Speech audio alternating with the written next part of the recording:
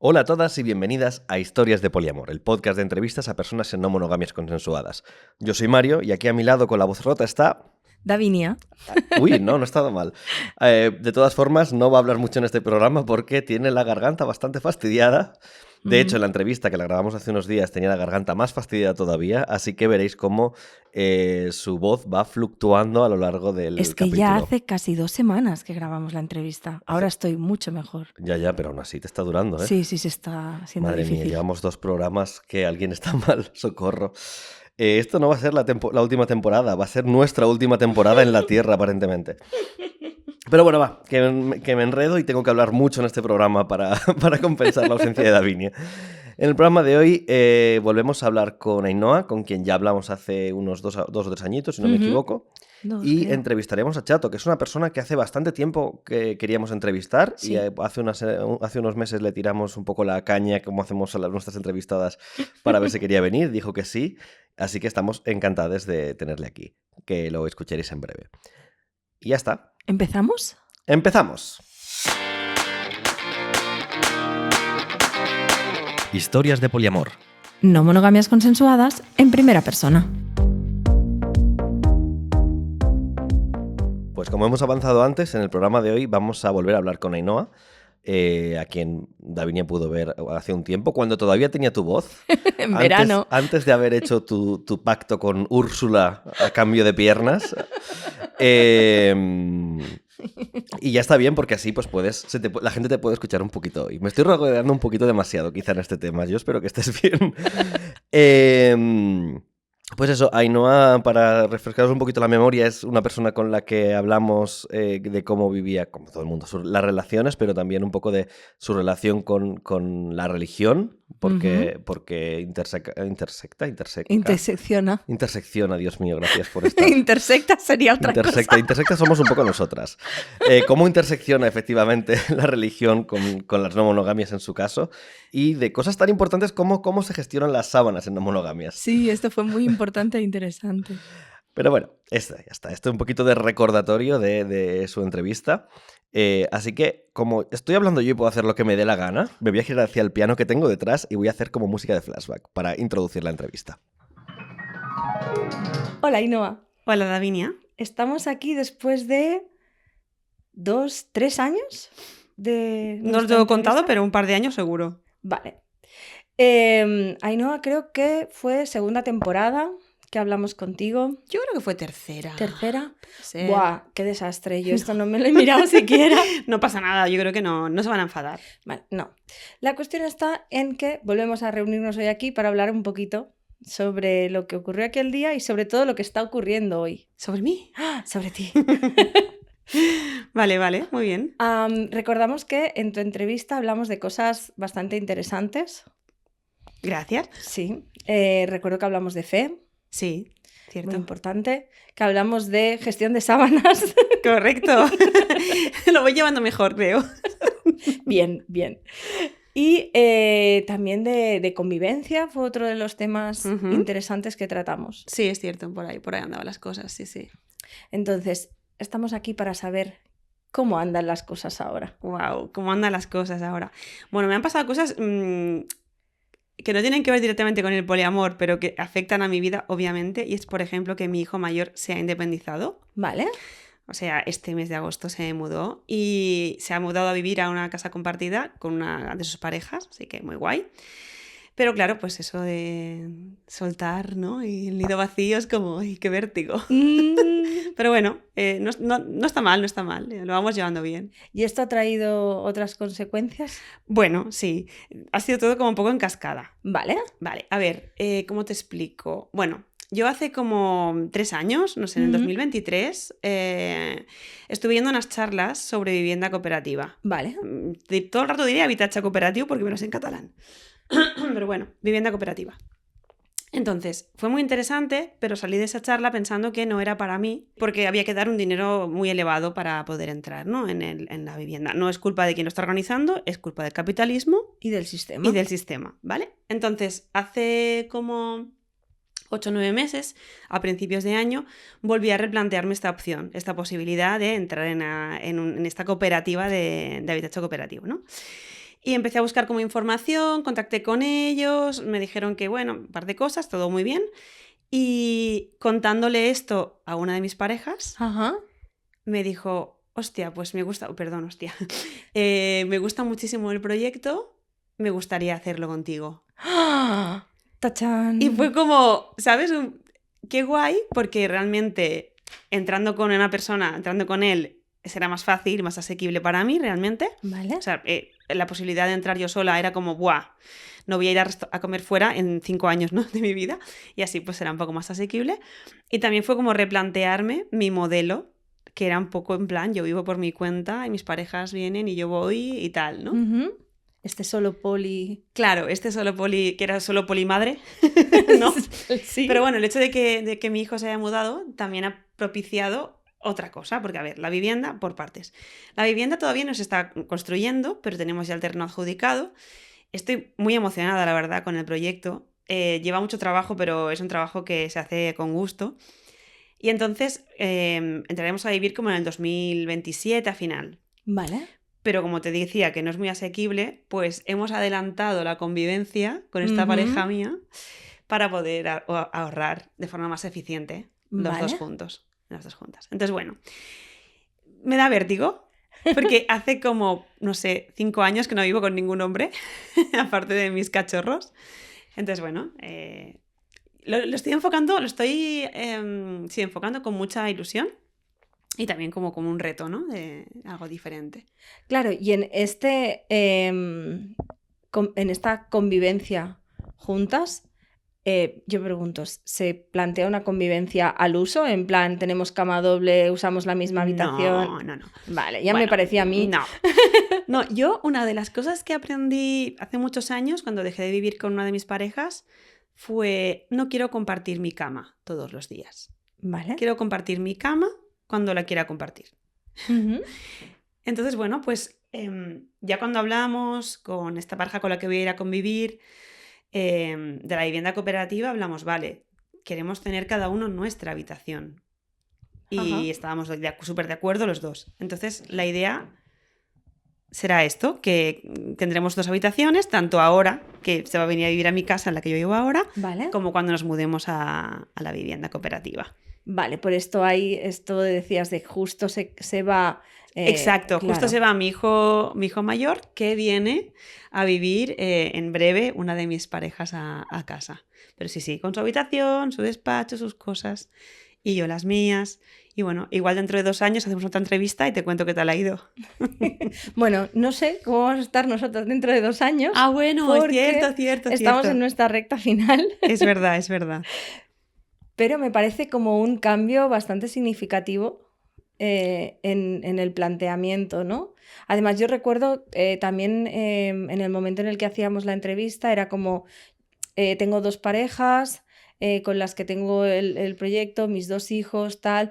Esto sigue también igual, hay más personas, tu manera de gestionar en red ha cambiado, no es que yo tenga ningún tipo de información privilegiada. Pues en realidad la forma en que me organizo en red ha cambiado, es verdad, es cierto. O sea, una de mis parejas que ya tenía entonces se mueve más en el ámbito o en el modelo de la anarquía relacional. Vale. Y esto ha hecho que las personas con las que él se relaciona, también dentro Ajá. de este modelo, pues hayan pasado a formar parte de mi propio... más allá de la película, porque es como muy amplio, ¿no? Uh-huh. Entonces, tenemos ahora un grupo muy bonito de gente que nos estamos apoyando mucho y compartiendo mucho. Y tenemos una palabra preciosa que creo que en algún momento ha salido ya en el podcast, que se llama musubi, la palabra, ¿no? Es una palabra japonesa. No nos la hemos inventado nosotros, aunque nos hubiera gustado inventárnosla. Y musubi habla de tejer red de forma consciente, ¿no? Y de estar ahora juntas por cómo nos hemos organizado durante nuestra vida, ¿no? Todo lo que hemos hecho, lo que hemos aprendido, todo lo que hemos vivido, cómo hace que en este momento nos encontremos, ¿no? Más allá de la suerte, que creemos que no es suerte, sino que es como un movimiento constante y un movimiento consciente, ¿no? Hacia la red. Entonces, bueno, tengo alguna persona más que podríamos considerar novio, aparte de mis 2 parejas, y luego tengo una red muy bonita que no sé distinguir dónde acaba la novia, dónde acaba la amiga, o sea, no sabemos muy bien ya cómo definirnos, pero ahí estamos, muy juntitas y apoyándonos mucho. Jo, pues qué bonito el update aquí. Creo que además es como todo muy positivo. De momento sí, yo creo que o sea, en general me han ido bien las cosas en los últimos 2 años o 3, no sé cuántos hace. Y estoy contenta de cómo estoy llevando mi vida y cómo estoy llevando mis afectos y las relaciones y tal. O sea que sí. Además, claro, en este proyecto de la vivienda cooperativa Ajá. somos la primera pareja, unidad de convivencia que le llaman, la primera unidad de Ajá. convivencia que no son monógamos. Entonces, muchas veces en las asambleas tengo que recordar de, hola, pero nosotros, aunque somos 2, no vamos a dormir en la misma habitación. Ujú. Nuestro piso tiene que ser de 2 habitaciones, o nosotros no siempre vamos a compartir de esta manera, ¿no? Y es como que estar predicando del poliamor, pues también a esa comunidad y está muy bonito, porque en realidad la comunidad es muy bonita, con la que vamos a ir a convivir, y está creciendo. Si alguien oye esto, buscamos nuevas unidades de convivencia. Tenemos un edificio súper chulo que vamos a construir, aquí haciendo mi propio spam. Y nada, pues eso. Me parece esto también muy interesante lo que dices de cuando hacemos las reuniones, hablamos con ellas, les recordamos que es como el Sí, hacer activismo dentro de algo que ya es activismo de por sí, que correcto. es la cooperativa Exacto, sí. de vivienda. No, y la verdad es que está súper bien, porque al principio, en la primera reunión que tuvimos, porque no es tan fácil como tener el dinero y entrar, Ajá. hay unas reuniones de charla, de comentar, de alinear valores Ujú. y tal. Y en la primera reunión ya los expresamos así. Nosotros somos poliamorosos, tenemos una forma de relacionarnos diferente y esto es nuestra forma de vivir. Y todo el mundo súper guay, con preguntas curiosas pero muy respetuosas, preguntándonos y tal. O sea que, y también nos preguntaron, ¿y cuántos venís a vivir a la Ujú. cooperativa, no? Entonces le dijimos, no, de momento venimos 2 a vivir, no viene nadie más, pero por casa pasará mucha gente, quiero decir, pasará gente por casa, ¿no? En realidad. Así que, sí, activismo dentro del activismo, efectivamente. Sí. Jolín, pues muchas gracias por haberte prestado a este ratito. Un placer siempre. Para saber un poquito más y conocer un poquito más de cómo va todo ahora. Muchas gracias. A vosotras por seguir con el podcast y un abrazo muy fuerte para esta última temporada, que es difícil, lo sé, pero gracias por todo el trabajo hecho. Un besito enorme. Gracias. Ya sé que no queda bien y que es muy de efecto de película de los 70, pero es algo que quería hacer en algún momento y lo he hecho ahora. Jo, pues muchas gracias por haberte movido a reentrevistar ahora de nuevo a Ainhoa, porque ha sido muy, muy guay. De hecho, habla de que lo que para mí es uno de los temas que más estoy escuchando surgir en comunidades no monógamas cuando se tienen debates y demás, es de cómo está ahora sí interseccionando con la vivienda, Sí. porque al final es eso, los espacios en los que habitamos también marcan muchísimo qué opciones tenemos, ¿Y qué cómo limitaciones podemos? hay y también un poco qué es, como dice muy bien Ainhoa, cómo el capitalismo también pues, nos obliga a tomar decisiones Ujú. que quizá no son las que sean necesariamente nuestros ideales, pero ver cómo intentar encauzarlo hacia ahí y sobre todo la parte que explica cómo lo comenta con la gente con la que está en la cooperativa, me parece brutal. Pues sí, fue una entrevista muy bonita. Y ver a Ainhoa, pues siempre está bien. Pues siempre está bien, la verdad. Y ahora vamos a escuchar otra entrevista muy bonita, que es Sí. la de Chato.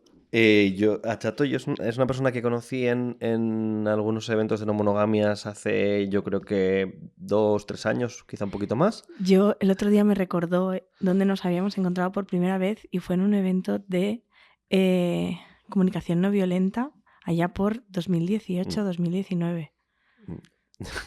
Pues ya ves, Ya ha yo un llovido. poquito más tarde, que en ese momento no estaban en no monogamias todavía, pero sí, como que siempre he estado revoloteando por ahí, coincidiendo de vez en cuando, y cuando nos contaba alguna cosa era como, guay, qué guay lo que explicas esta persona. Y hace no mucho que publicó un libro, y fui a la presentación, que fue como una cosa muy petit comité, con gente principalmente con gente de confianza y demás, y le escuché hablar por primera vez un poquito más sobre su vida y su proceso, y según nos lo estaba explicando pensé, es que esto es literalmente lo que estamos haciendo en Historias de Poliamor. Entonces ya está, vamos a oficialmente preguntarle si quiere participar, y dijo que sí, así que... Maravilloso. Yo tengo que decirle a la gente que nos oiga que por favor no sufráis, estoy bien, me estoy recuperando. Sé que en la entrevista mi voz es muy horrible, pero estoy bien, estoy mejorando.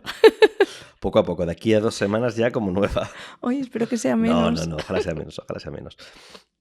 Pues eso, vamos a escuchar la historia de Chato.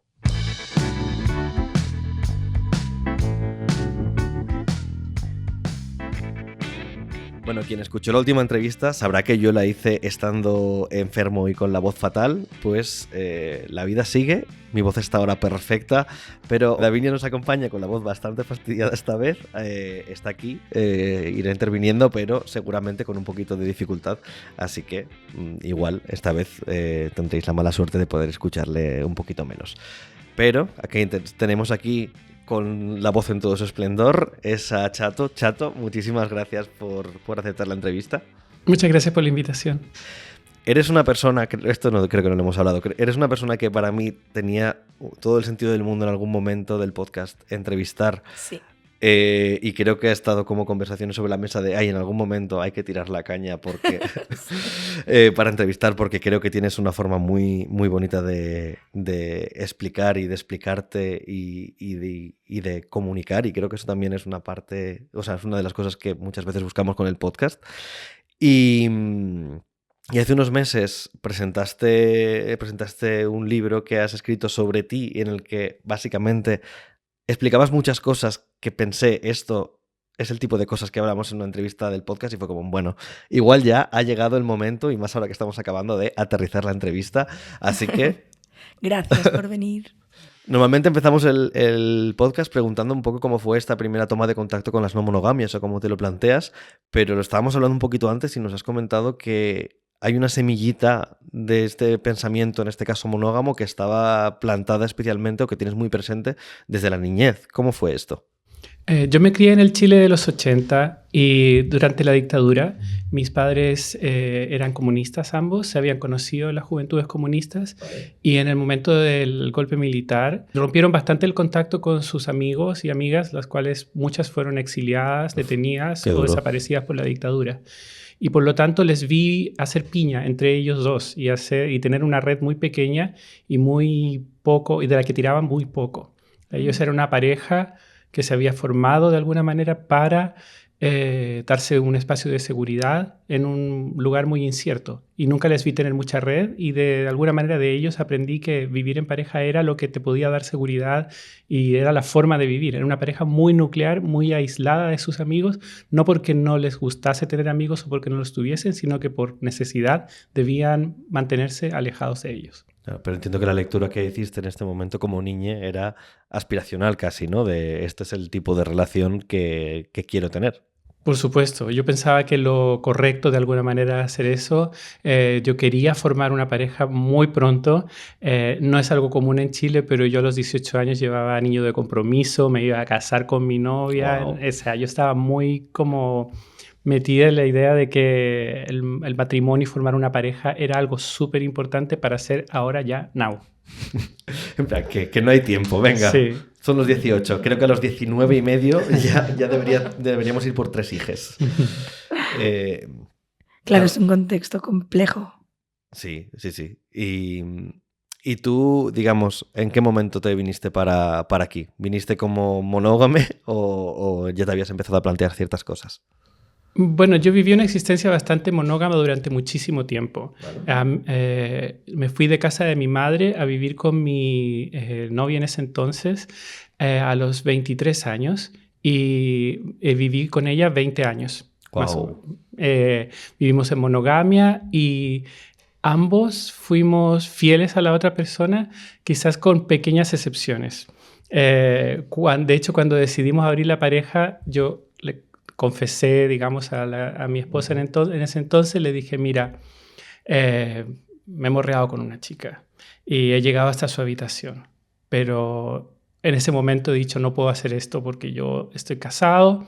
En ese momento me consideraba hombre y usaré el masculino para ello. Porque estoy casado, no puedo hacer esto. Esto sería una traición hacia mi esposa, pero lo siento, no, yo llego hasta aquí.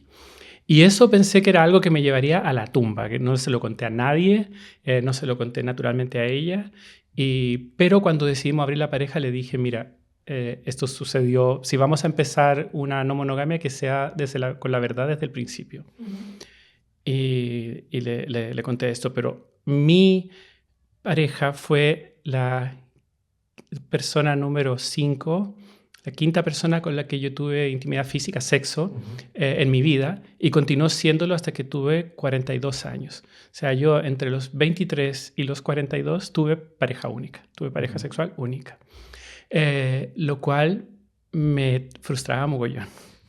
Lo cual había una necesidad también, había una necesidad de más experiencias y creo que mi apertura venía motivada por un deseo de tener más experiencias físicas, sexuales. Y luego... Que es una cosa que le pasa a mucha gente, por otro lado. O sea, es un denominador común en muchos casos, no todos, pero es como mucha gente empieza aquí y después, poco a poco, se da cuenta de que las cosas están mucho más desdibujadas de lo que parece. Sí, para mí y creo que para mi esposa fue... ambas somos personas muy empollonas, la verdad. Ella es filósofa moral, es doctora en filosofía y lo que nos pusimos fue a leer. Y nos pusimos a leer y mis primeras lecturas, lo típico, ética promiscua, más de dos, etc., fue darme cuenta de que podía haber una apertura afectiva también.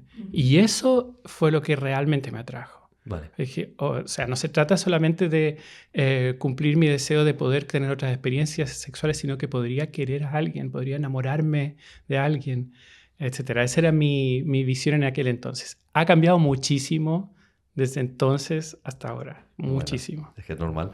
Retrocedo igualmente un poquito, porque claro, es como, vale, cuando nos planteamos abrir la relación,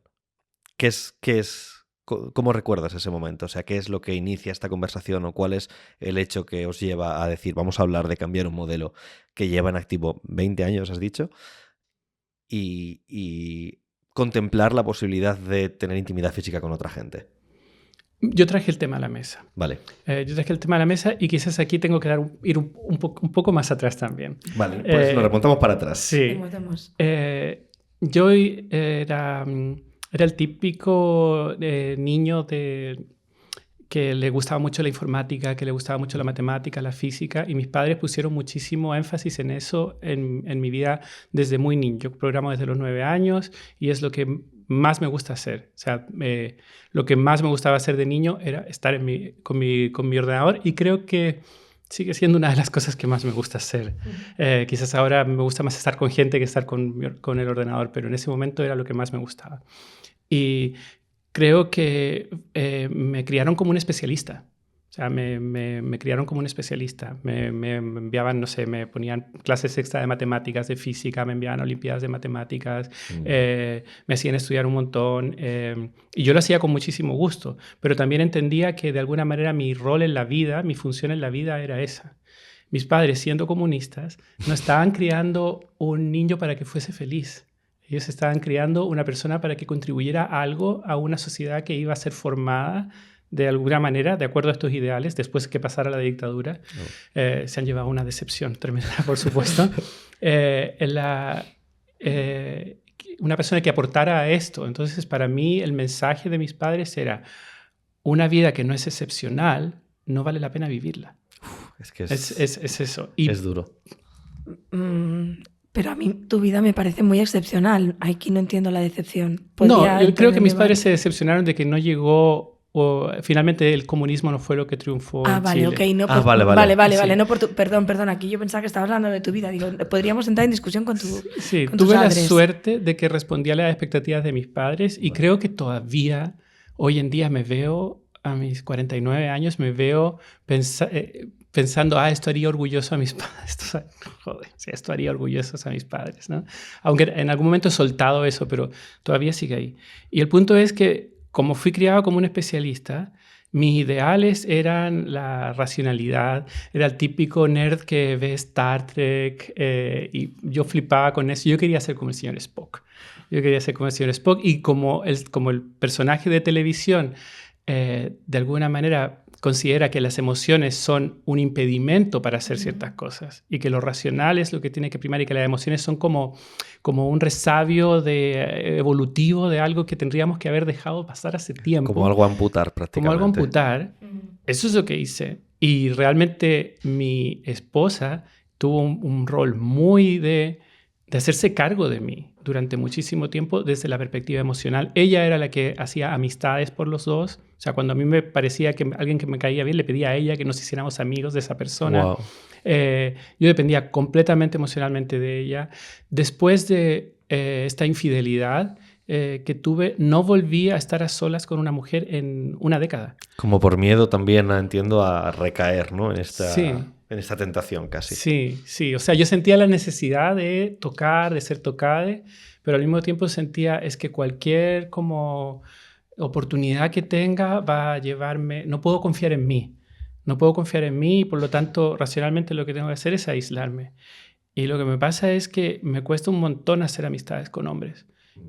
Nunca me sentí muy hombre, ese es otro tema para hablar, nunca me sentí muy hombre, nunca lo hice muy bien, nunca fui una persona muy masculina y nunca performé muy bien la masculinidad y por lo tanto me sentía súper alejado de otros hombres y yo lo que quería era tener amigas y no podía tener amigas porque pensaba, bueno, es que si me acerco a esta persona me puedo terminar siendo infiel a mi esposa. O sea, llegaba a hacer cosas tan ridículas como si quería ser mi amigo de alguien, hacía un grupo de WhatsApp donde estaba esa persona, mi esposa y yo, y así yo me sentía con la libertad de que podía hablar con esa persona, aparte de encuentros o hacernos amigos de parejas donde él me caía pésimo, pero yo quería ser amiga de ella, pero es lo que me parecía razonable hacer. Y no porque mi esposa fuese una persona celosa. Para nada. Estaba todo en mi cabeza. Era lo que yo... O sea, eran como tus estrategias, ¿no? Como las personas neurodivergentes que a veces desarrollamos algunas estrategias como para poder socializar o poder hacer ciertas cosas que se nos están dando muy mal y que la sociedad dice que tienen que ser así y tú por adaptarte te montas ahí todo un mundo para poder llegar a hacer eso, ¿no? Sí, era una manera de ponerme ciertos márgenes, de ponerme ciertos límites Era la forma que yo veía que podía cumplir con mi mandato, digamos, de serle fiel a mi esposa sin el riesgo de caer de nuevo. Y eso significó que por mucho tiempo no tuve amigas.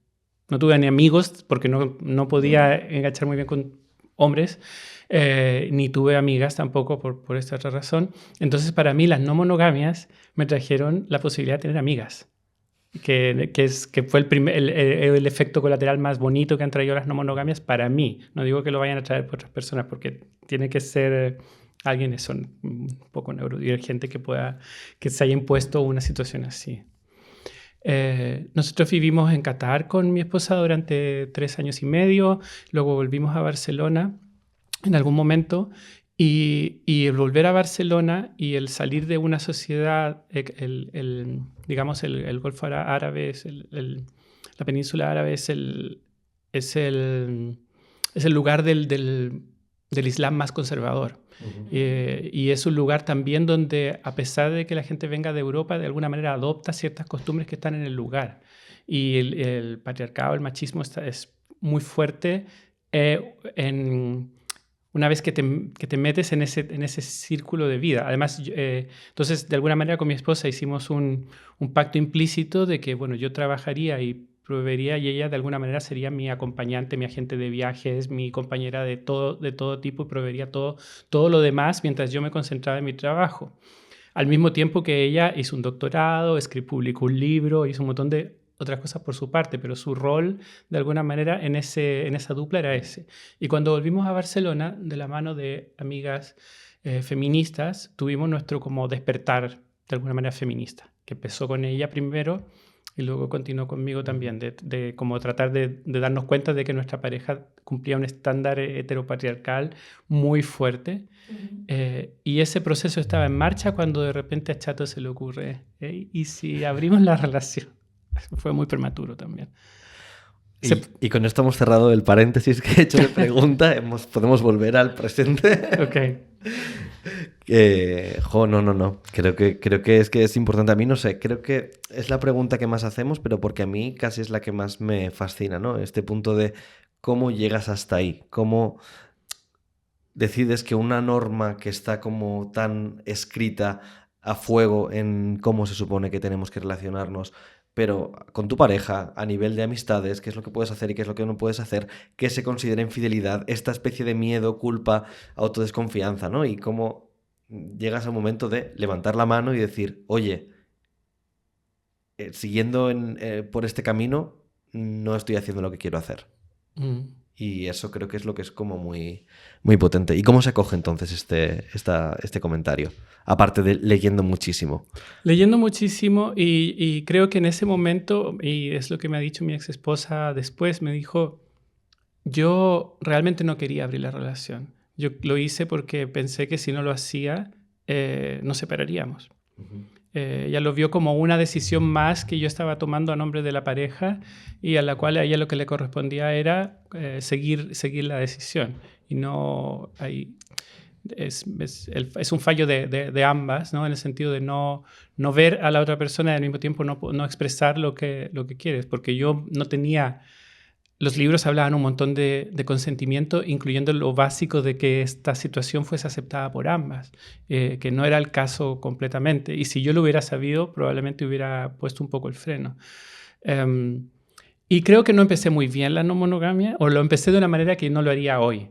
Ya, yo lo que en ese momento, sin cuestionar el modelo, lo que yo quería era tener una novia, además de mi esposa, tener una novia, o dos, o tres, o más, ¿no? Como estaba en ese marco mental. Y la verdad es que no salí de ese marco mental en años. O sea, era simplemente multiplicar un tipo de relación, multiplicarlo por 2, por 3.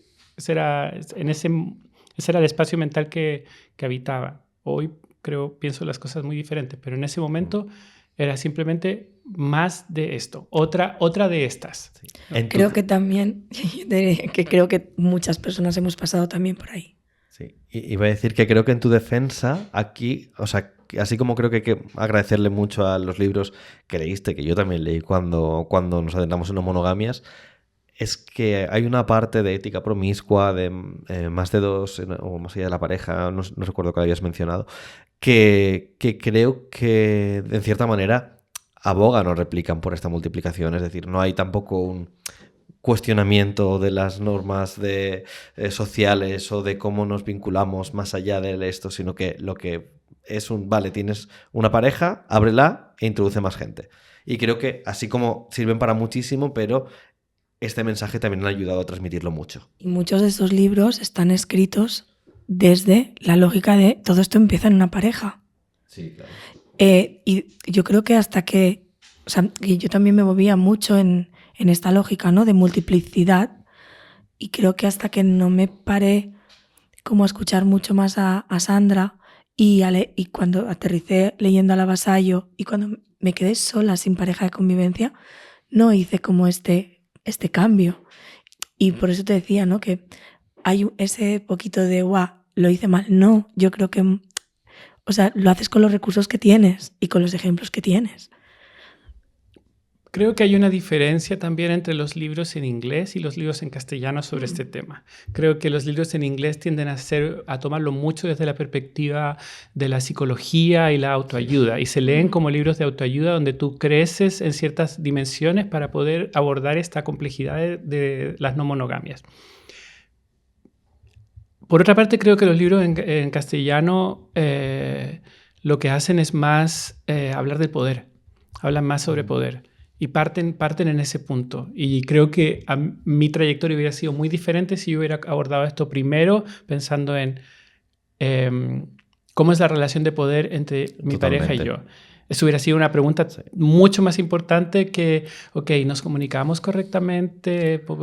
Sí. Creo que hablar de poder lo hace un poquito menos accesible, porque al final lo que tienen los libros de autoayuda o los libros como más motivadores es que motivan y entran fácil y se expanden con más facilidad, pero también cuestionan mucho menos el sistema, con lo cual hace que sea más difícil quizá entrar. Pero creo que, y es verdad que no me había parado a pensar, sí que critico mucho estos libros desde el punto de vista que creo que también replican mucho esta lógica estadounidense hipercapitalista aplicado a las relaciones, pero es verdad que en castellano lo que está escrito quizá es mucho más político, mucho más de poder, mucho más de preguntarnos en qué sitio estamos. Sí, evidentemente hay de todo, pero sí. También me hubiese gustado haber examinado el tema de tener amigas desde el principio, porque es fundamental y creo que creo que estoy en el proceso de entender que es una amistad, porque no he tenido, como persona adulta, he tenido amigas durante poco tiempo. desde cuál es el nivel de cuidados aceptable, desde qué significa realmente ser amiga. Eso yo hubiera partido por ahí. O sea, si pudiera volver al pasado y hablar con Chato del pasado, le diría, a ver, hablemos de poder primero. ¿Cómo es la relación de poder entre tú y tu esposa? ¿Tienes amigas? ¿Qué tal si practicas primero teniendo amigas antes de querer tener otra novia? Porque a esta que tienes, lo que tienes no es una novia, lo que tienes es una mezcla de socia de negocios, agente de viajes, proveedora de todo, cariño y amistad, y no es una amistad como las que puedes construir al margen de esta relación heteropatriarcal de ser esposo y esposa. Es tema denso también, a nivel de cómo planteárselo. Y también es que creo que hay un punto de... Esto se está hablando mucho últimamente porque se está poniendo mucho sobre la mesa a nivel teórico la amistad, pero que joder, que es difícil también aprender a hacer amigues como adultos. Y es algo que yo, cuando lo estabas explicando antes, que tus amistades han venido desde las no monogamias, en cierta manera me he sentido hiperidentificado. Estoy haciendo tu labor, Davinia, de sentirte identificado con lo que dice la gente. Me sumo a ello. Porque no es que no hubiera sido capaz de tener amistades antes de no monogamias, pero sí que estaban muy vinculadas a mi pareja y a su capacidad social, a la que consideraba bastante superior a la mía, y que además eran bastante más efímeras de las que siento ahora. Y no sé qué ha cambiado, si ha cambiado mi forma de ver el mundo o que me estoy juntando con gente que tiene una visión más parecida del mundo de la que tenía antes, pero es así. Yo quería hacer una pequeña reflexión respecto a esto que tanto Chato nos está contando desde su experiencia como Mario, porque, como decía Mario, yo me sumo a yo también me siento identificada. Yo tengo amigas de antes de las monogamias y tengo algunas amistades de antes de las no monogamias, pero me ocurría también mucho que muchas de mis amistades iban vinculadas a la pareja, a esta fusión de nosotros, desde un nosotros. Y al entrar en las no monogamias, dejé atrás el nosotros para ser un yo. Y creo que en el momento en el que empecé a ser yo, empecé a entenderme más a mí misma como individuo solo, que no como individuo que está con otra persona o que son dos. Y ahí, de hecho, hubo un punto que incluso afectó seriamente mi relación con el que en aquel momento era mi marido y mi pareja de convivencia, que era el hecho de que encontré espacios en los que sentirme yo misma, sentirme libre, hacer amistades, personas que se convirtieron en personas muy importantes para mí, sin relación sexual, o sea, simplemente a nivel emocional, apoyos, anclas, o sea, no sé, llámale como quieras, pero personas con las que sentía una libertad increíble que yo no recordaba haber sentido desde la adolescencia, muy adolescencia, en la que no tenía una relación de pareja. Y de repente esto incluso se convirtió en un problema de celos. Es decir, mi pareja sentía celos porque yo me sentía libre con mis amistades. Y yo creo que eso es un punto importante de inflexión, es que desde las no monogamias empiezas a ser tú y ya no puedo hablar más. De verdad que llevamos 2 entrevistas a nivel de salud. Vamos a tener médicos escribiéndonos en plan, no, mira, lo que os pasa es esto y ha ido circulando pues, de persona en persona. Sois héroes del micrófono en este momento, ¿eh? Héroes del micrófono, gracias. Creo que voy a naturalizarlo lo que ha pasado porque ha habido un corte. Sabes que no es... quizás tengo que abrir otro pequeño melón. Abrimos melón. Vale, tengo un hijo Vale. de 31 años que tuve cuando era adolescente con una novia que tuve cuando era adolescente. O sea, a los 17 años nació mi hijo. Wow, vale. Y entonces yo le debo de alguna manera mi vida, mi situación, mi posición, no solamente a mi ex esposa, sino también a la mamá de mi hijo, porque ella fue la que se llevó los deberes de crianza durante prácticamente todo el tiempo. Yo fui papá a los 17 años y tuve mucho miedo. Estaba recién entrando a la universidad y no reconocí a mi hijo durante sus primeros 4 años. No reconocí, no lo conocí, me mantuve alejado, no, le dije no sé, evasivo y bueno, cuando ya estaba trabajando, cuando ya entendía que podía terminar la carrera de ingeniería que estaba estudiando. Entonces me acerqué a la mamá de mi hijo y le dije, mira, quiero conocer a mi hijo, quiero reconocerle. Y empecé a verle cada semana y a tener como de alguna manera una paternidad de pareja separada que estábamos separadas hace mucho tiempo.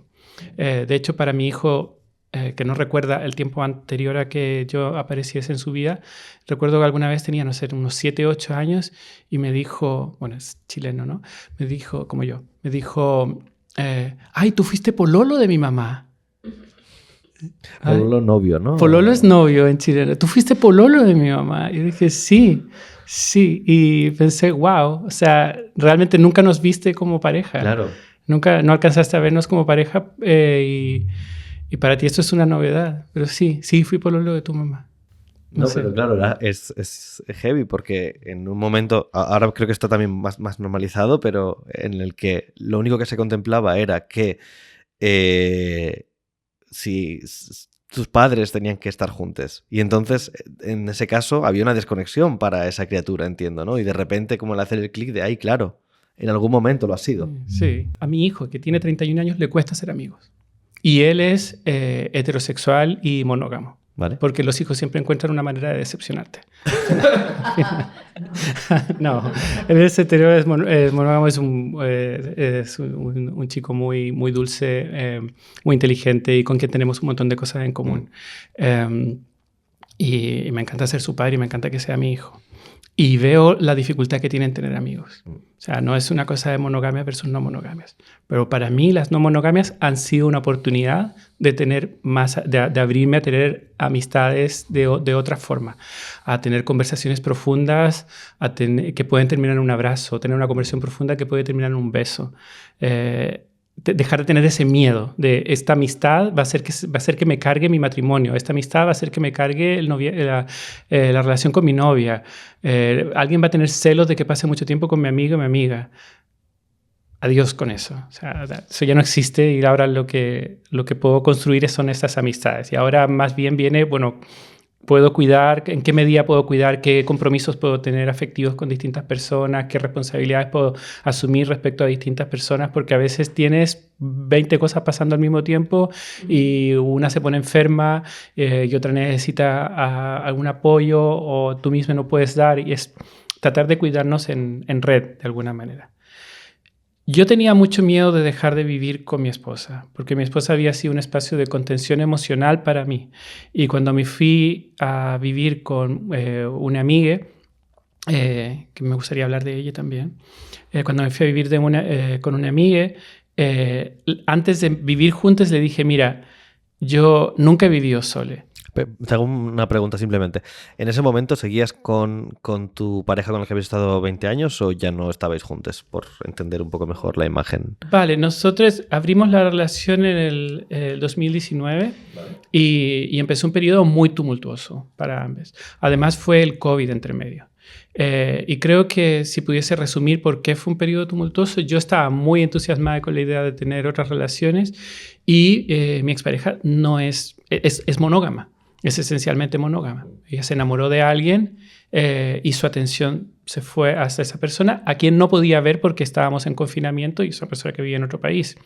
Y de pronto se vio con que no podía viajar, que no le podía ver y teníamos un tremendo desbalance porque yo sí podía ver a las personas con las que estaba vinculándome. Y eso generó un montón de tensión en la pareja. En algún momento dejamos de tener intimidad física ambas, nos cambiamos de piso a otro piso donde cada una tenía su propia habitación. A pesar de que podíamos seguir haciendo la cucharita o tener afecto entre nosotras, dormir juntas, eso no era problema, pero había algo de la pareja que ya no existía. Y estuvimos 2 años en terapia de parejas hasta decidirnos a dejarlo. Y a mí lo que me ayudó a decidirme fue una conversación que tuve con una amiga que se había divorciado y que me dijo, mi ex llegó a ser uno de mis mejores amigos. Y ver que eso era posible fue lo que realmente me abrió a decir, ok, quizás podemos dejar de vivir juntos. Pero fue cuando entendí que dejar de vivir juntos no significaba que no íbamos a ser amigas nunca más, sino que podíamos llegar a ser buenas amigas. Y es aquí cuando pasas a vivir con esta otra persona, ¿no? Sí, entonces al principio la idea era 3 meses de prueba. Entonces vamos a hacer una separación de 3 meses de prueba. Y conocí a una amiga, en ese momento amiga, pronombre de ella, que con su chica habían decidido tener una separación de 3 meses de prueba y estaba alquilando la habitación de ella en su piso por 3 meses. Y le dije, bueno, yo también quiero hacer una separación de prueba, hagámoslo. Pero era como el WinRAR, ¿no? De separación de prueba, pero... Sí, exactamente. Como a las 2 semanas, estaba claro que la chica que se había ido del piso no iba a volver al piso. Y B, mi esposa estaba mucho mejor sin mí. Y yo creo que de alguna manera en ese momento no me daba cuenta, pero yo también. Y antes de vivir con esta amiga, le dije, mira, cariño, yo he vivido siempre con otra persona. Nunca he tenido un ataque de pánico, pero no me puedo comprometer a que no lo tenga. Y ella me dijo, mira, yo por mucho tiempo he vivido con otras personas, llevo más de 10 años viviendo con otra gente, yo te puedo ayudar y te puedo enseñar a hacer eso y vamos viendo, veamos cómo van las cosas. Y mi amiga, una lesbiana bien butch en ese momento, fue de alguna manera haciéndose más queer al tiempo que yo me iba haciendo más queer, pero en la dirección contraria. Entonces es como, yo creo que entre personas trans, creo que es un match genial tener esa complementariedad. Y ella me ayudó a poder salir a la calle de alguna manera. O sea, yo antes de salir de casa a veces me miraba en el espejo y decía, esta es una persona que tiene una enfermedad mental. Esa persona que tengo al frente con su barba, con su pluma, con sus joyas, con su falda, es una persona que tiene una enfermedad mental. Y ahí tenía a mi amiga diciéndome, chato, ve, estás bien, te ves guapi, ve. Y eso ahora me doy cuenta de lo necesario que fue. Y también al mismo tiempo de hacernos de cheerleader una a la otra, ¿no? Ay, es súper bonito. Y de alguna manera nos encontramos en el medio. Siempre pensé que era ella que me había ayudado a ser queer, pero ella también me dice, no, es que lo hicimos juntos. Ay. Lo siento. Estoy llorando. No pasa nada. Todo bien. Ha llegado la llorada de la temporada. Ojo, pero no, me parece... Ay, perdón, No, te iba a decir, es que es muy bonito cuando te encuentras en convivencia con alguien que por algún motivo te complementa y puedes tener esas conversaciones hiperíntimas y esos momentitos de no estoy bien, pero te acompañan y ya está. Y ahora me he sentido no identificada con esa situación en sí, porque no es, pero sí con esa compañía y ese match bonito de repente. Creo que necesitábamos validación. Necesitábamos que alguien nos dijera, estás bien, lo que estás haciendo está bien, está bien. Si es lo que te sale, está bien. Para mí, siendo una persona tan racional, una transición hacia primero sentirme una persona demi-masculina y luego una persona no binaria, es una de las pocas cosas en mi vida que he hecho sin pensarlas mucho. La he ido como sintiendo. O sea, ¿cómo me siento con esto? ¿Qué tal me sienta esto? Y he ido improvisando, que es algo realmente muy nuevo para mí. Claro, has pasado de ser la persona ejecutora, o no me acuerdo como especialista, perdón, sí, a una persona que se escucha, se siente y tira para adelante con ello. Y sí, ese es uno de los cambios que yo creo más grandes que se pueden hacer. Sí, ha sido muy intencional lo de no intentar ponerle metas, no intentar como no pensarlo mucho. Más bien ir tirando. Con esto en particular he dicho, si una cosa voy a hacer en la vida que sea como no tan pautada, esto no puede ser hecho de otra manera. Porque ¿y por qué? Creo que porque para mí lo que lo hace que no sea una enfermedad mental es el hecho de que es algo que te sale de adentro. O sea, como que estoy expresando algo que me sale de adentro. No estoy adquiriendo un comportamiento, unos manerismos o una estética porque lo vea y es algo que sale de mí. Y esa seguridad, esto soy yo, es lo que me da la tranquilidad de salir a la calle, básicamente. Y creo que puede ser algo que sea que lo veas y que seas tú igualmente. O sea, a mí me gusta pintarme también los ojos y ver gente que lo hace, que quizá no han sido socializadas como mujeres, que es donde más es habitual, me da mucho más valor para hacerlo. Y eso no quiere decir que sea yo, que deje de ser yo. Lo he visto y eso me lo pone un poco más fácil. Entonces creo que joder, es parte también del valor que tiene este autovalidarse. Los referentes. Totalmente. Y necesitas un contexto también de gente trans, bollo, marica, rara, queer. En un contexto todo esto es mucho más fácil que sin ese contexto. Y de alguna manera mi amiga, mi compi de piso y amiga, hermanite, junto con toda la red que nos rodea, ha sido ese contexto que me ha permitido como salir de eso. Y eso ha ido a la par con las no monogamias. O sea, ha ido a la par. Y esta ha sido realmente como una introducción realmente por las no monogamia en el sentido de vasallo, algo más como de que estamos formando red, que estamos priorizando la amistad por sobre otro tipo de relaciones. Pero me ha tomado un tiempo. Me ha tomado bastante tiempo. Bueno, te ha tomado bastante tiempo. 2019, 2026. Con la COVID por medio. Con la COVID por medio, a mí me parece que ha sido un buen ritmo. En el camino he lastimado a gente. Vale, ok. En el camino he lastimado a gente, mascado más de lo que podía tragar, ¿se dice así? Mordido más de lo que podía tragar, abrazado más de lo que podía apretar. He adoptado... he hecho cosas que no debía haber hecho, como enamorarme a saco de alguien, permitirme como una limerencia y un enamoramiento que me ha nublado la vista de los vínculos a los que he dejado de lado. He perdido amigas entre medio y he hecho daño por eso no tener las cosas claras. He hecho daño por no tener las cosas claras, por no entender mi propio modelo. Yo me declaro de alguna manera una puta pansexual orgullosa y a veces no soy fiel a eso, pero creo que es bastante lo que soy, y no ser fiel a eso significa ceder en cosas como centrarme demasiado en una persona cuando en realidad no es lo que soy. No puedes estar 20 años casado y después querer una pareja, entrar en no monogamias y luego tener una relación, un vínculo tan fuerte que eclipse todo lo demás, porque eso, primero, no es sostenible para esa persona que ha decidido meterse en ese proyecto contigo, cuando en realidad que es un proyecto que tú no puedes sostener. Y no es justo para las otras personas que han decidido vincularse contigo y abrirse y ser vulnerables contigo porque les vas a quitar el piso. Entonces no es solo que haya sido un camino largo, es un camino donde he herido a mucha gente también. Quien no haya metido la pata en todo este proceso, que levante la mano, porque yo creo que todas en algún momento hemos tenido ese momento de pierdo la cabeza mucho por alguien, porque claro, te da el chute y a veces te permites ese chute y se te olvidan otras cosas por el camino.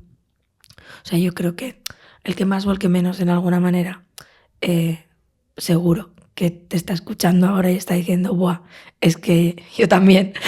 Joder, y que pesa mucho también, la sensación de hay gente a la que he hecho daño. Y ese es un pensamiento que a mí me persigue porque, joder, yo también he hecho daño, también me han hecho daño.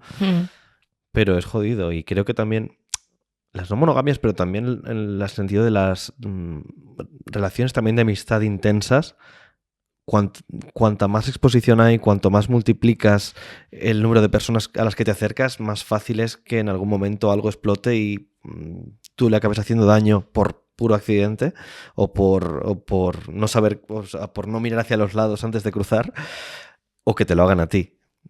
Y evidentemente esto no justifica muchas violencias que se pueden estar cometiendo por el camino, pero creo que sí que tenemos que entender que en el momento que nos vinculamos con gente es fácil que nos hagamos daño. Creo que en mi caso también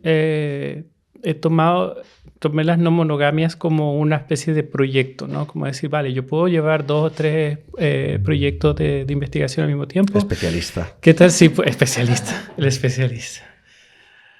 Yo puedo llevar 2 o 3 proyectos de investigación, puedo tener tantos doctorandos, porque no puedo tener tantas relaciones y las vamos poniendo, vamos armando el Tetris y vamos diciendo hasta que alguien dice, es que chato, no quiero ser la persona con la que te acuestas los jueves. O sea, ¿vale?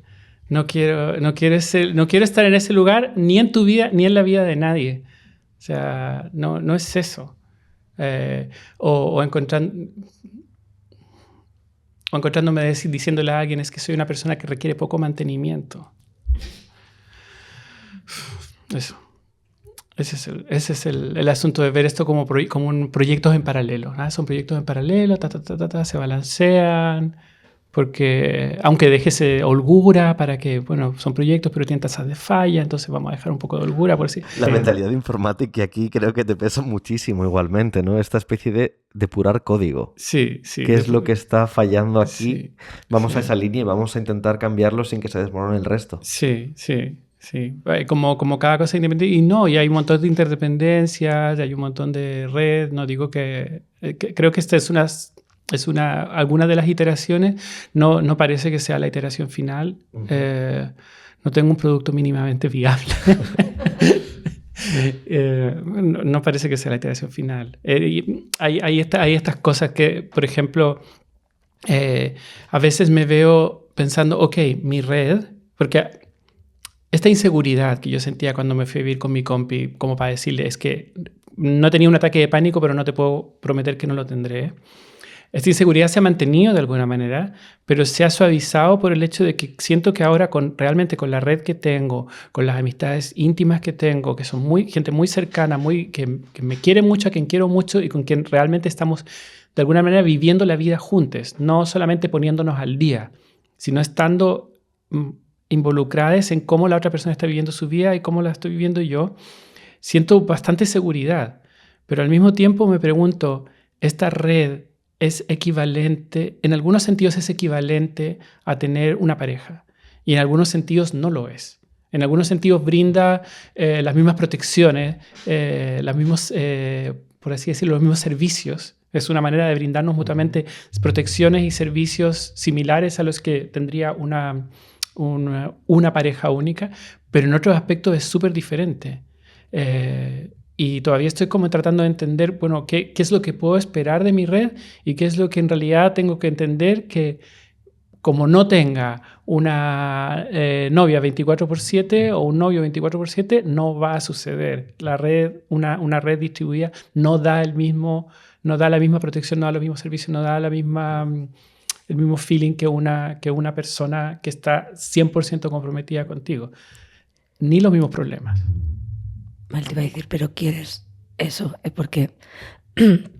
Ni de coña. Claro, es que yo hay veces que estoy un domingo por la noche tumbada en el sofá. Los autos de choque, perdón. No, por la noche, no por la tarde.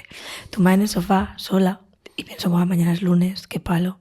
¿Cómo me gustaría tener a alguien aquí ahora dándome mimos y acariciándome la cabeza? Mis amigas viven lejos, algunas tienen criaturas, entonces es como... No tengo esto un domingo por la tarde y de repente pienso, si tuviera una pareja, tendría esto todos los domingos por la tarde. Y al cabo de un rato, a lo mejor aparece mi compi de piso, la miro y le digo, ¿me acaricias un rato el pelo? Porque no quiero un novio, ¿sabes? 24/7, o sea, sé que no quiero esto. Pero a veces es muy difícil asumir que esa emoción que tienes un domingo por la tarde no se va a cumplir, no se va a llenar. Y no pasa nada y está bien, pero llegar hasta esto está bien y con esto soy feliz y es lo que quiero, a veces es complejo. Totalmente.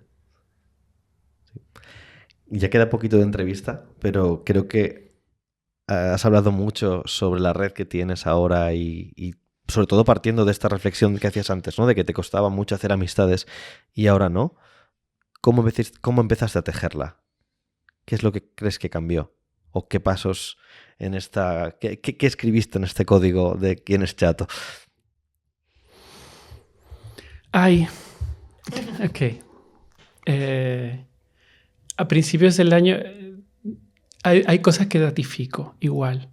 Mi proyecto de datificación del año pasado fue datificar el llanto. Entonces, durante todo el año llevé una planilla con cada vez que lloraba. Entonces, Ese fue mi proyecto de datos y algo que podía analizar. Y una de las cosas que hice fue también mapear mis amistades. Y decir, ok, ¿quién es mi círculo interno? Vale. ¿Y qué le puedo dar a mi círculo interno y qué es lo que espero de mi círculo más interno? ¿Cuál es mi círculo medio? ¿Cuál es mi círculo externo? ¿Cuál es el círculo que está flotando? ¿A quién de esta gente, si no le he contactado en una semana, estoy haciéndolo mal o debería en realidad mantener una cierta frecuencia? ¿A cuál de esta gente puedo soltar también?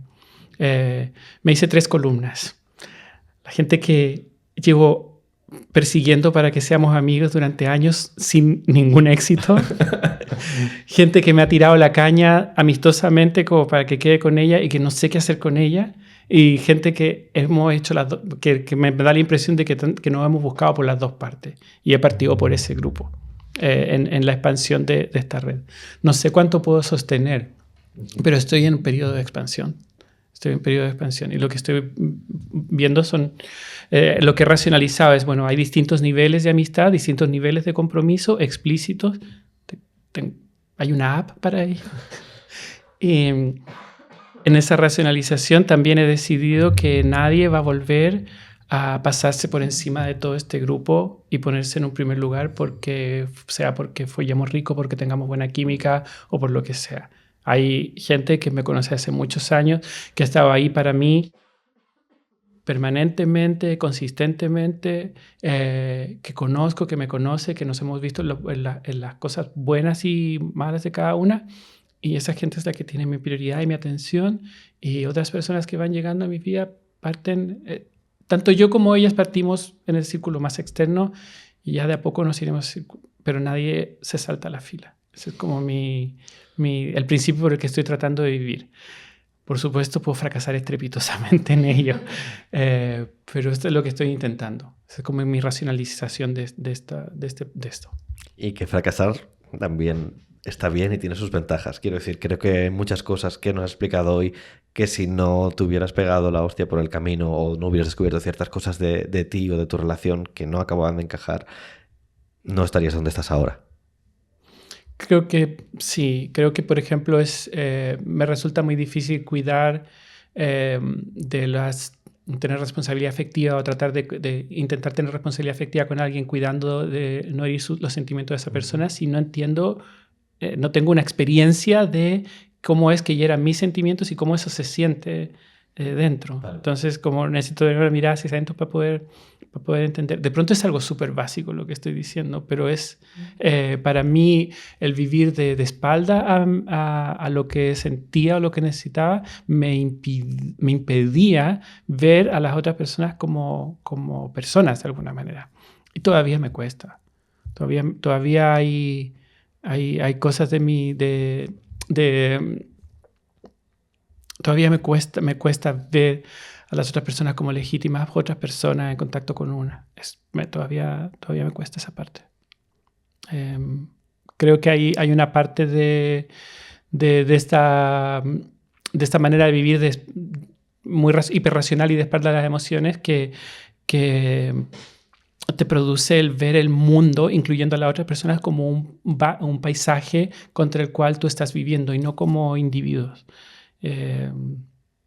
Y no sé, hay un montón de cosas todavía por desarrollar eso.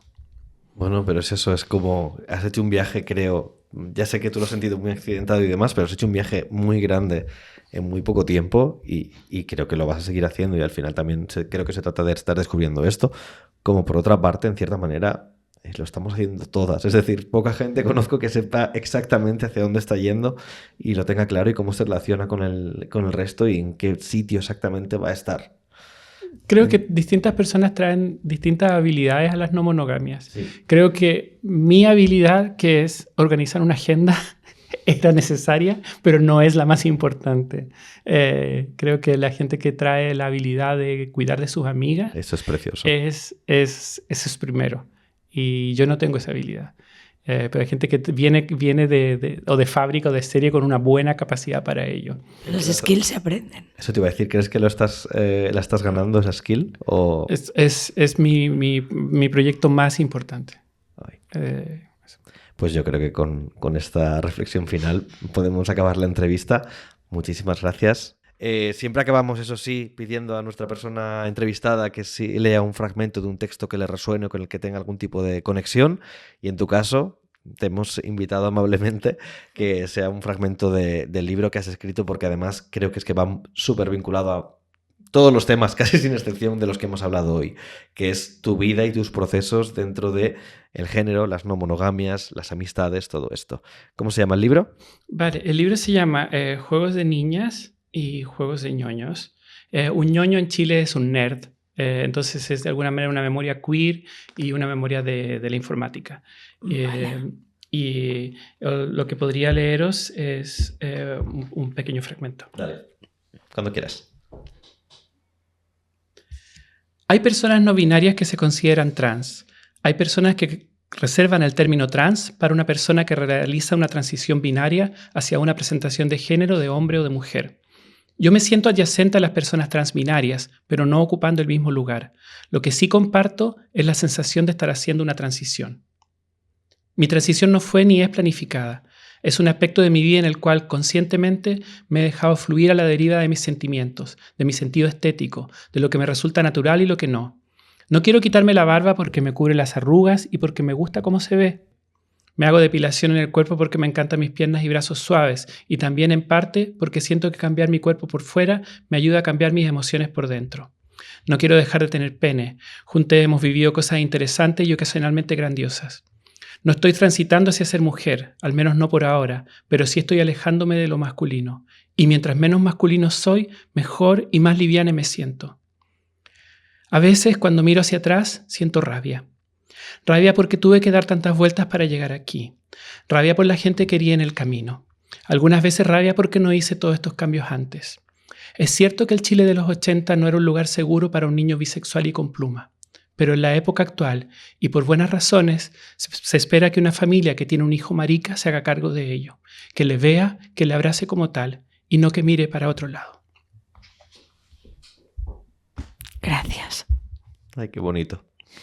Muchas gracias por compartirlo y también por todo este tiempo de la entrevista y por abrirte como lo has hecho hoy. Así que un abrazo desde la distancia, que hay una mesa por medio, pero muchas yo gracias. me voy a levantar, ¿vale? Gracias, gracias a vosotros. Y a quienes estéis escuchando, nos vemos el mes que viene. ¡Hasta otra!